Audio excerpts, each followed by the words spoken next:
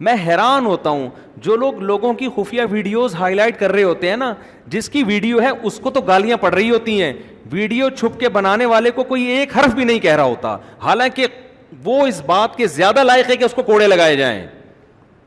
یہ بھی ہماری قوم کا ایک بہت بڑا المیہ ہے کہ لوگوں کی خفیہ کیمرے لگے ہوئے ہوتے ہیں ہوٹلوں میں, وہ پکڑا گیا, دیکھو لوگ کہہ رہے ہو دیکھو اس کی حرکتیں دیکھو. بھائی اس کی حرکتیں یقیناً بری ہیں, اس کی حرکتیں خدا کی قسم اس سے زیادہ بری ہیں جس نے بند کمرے میں خفیہ کیمرہ لگایا تھا. میرے سامنے کیس آیا, ایک صاحب کو کسی سے دشمنی ہو گئی, پیسوں کا کوئی لین دین کوئی مسئلہ, تو اس نے اس کے کمرے میں چپکے سے کیمرہ لگوا دیا. وہ بندہ کوئی فحاشی وغیرہ کرتا تھا, لڑکیوں سے تعلقات تھے اس کے, چھپ کے, کھلے عام نہیں.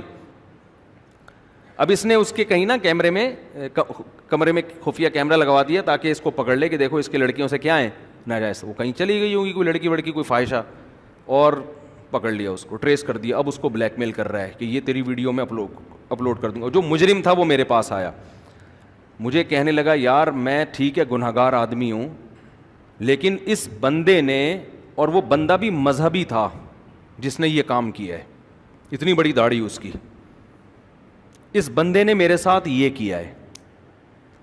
میں نے کہا بھائی تو مجرم ہے, میں تجھے اپریشیٹ نہیں کرتا, تو لڑکیوں سے زنا کر رہا ہے, لیکن خدا کی قسم جس بے شرم انسان نے یہ کیمرہ لگایا ہے نا, لکھوا لو مجھ سے کہ قیامت کے دن شاید اللہ تجھے معاف کر دے, لیکن مجھے امید نہیں ہے کہ اللہ اس کو معاف کرے گا. اس لیے کہ آپ کو کس نے یہ اتھارٹی دی ہے کہ آپ کسی کی پرائیویسی میں ایسا گھسو. کیونکہ دیکھو انسان جب اللہ کے ساتھ اللہ کے یعنی گناہ کرتا ہے اور اللہ کو پتہ ہوتا ہے, 100 بار توبہ کرے گا, توبہ کا دروازہ اس کے لیے کھلا ہوا ہے.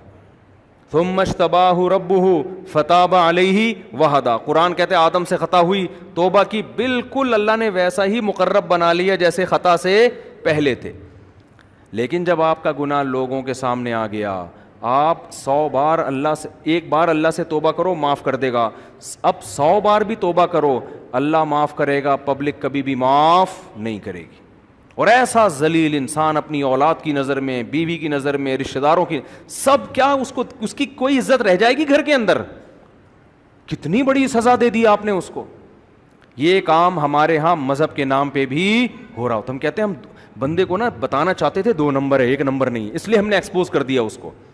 تو خوب سمجھ لو, جو چھپ کے تنہائی میں گناہ کر رہا ہے, شریعت میں اس کے گناہ پہ پردہ ڈالنے کا حکم ہے, اس کے گناہ کی اس ستاری کی چادر کھینچنے کی اجازت آپ کو بولو نہیں ہے.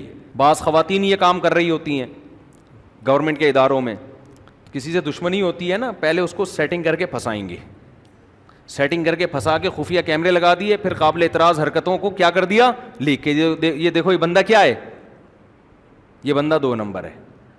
تو لوگ, وہ بندہ ہے 2 نمبر, میں اس کو نہیں کہہ رہا, لیکن میرے بھائی جتنے جوتے اس بندے کو پڑھنے چاہیے نا, اس سے ڈبل جوتے اس عورت کو پڑھنے چاہیے.